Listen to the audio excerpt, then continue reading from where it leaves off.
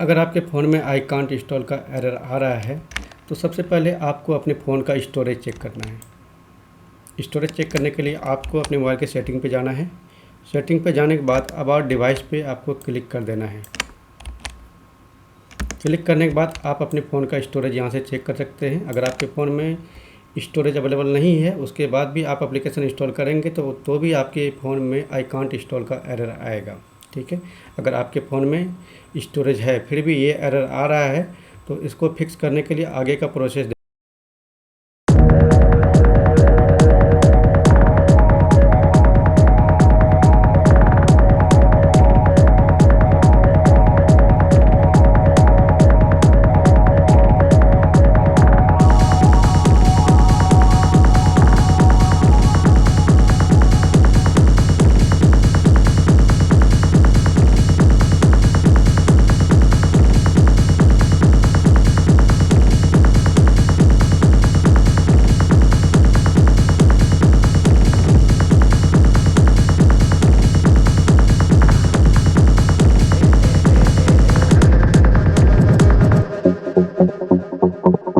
Thank you.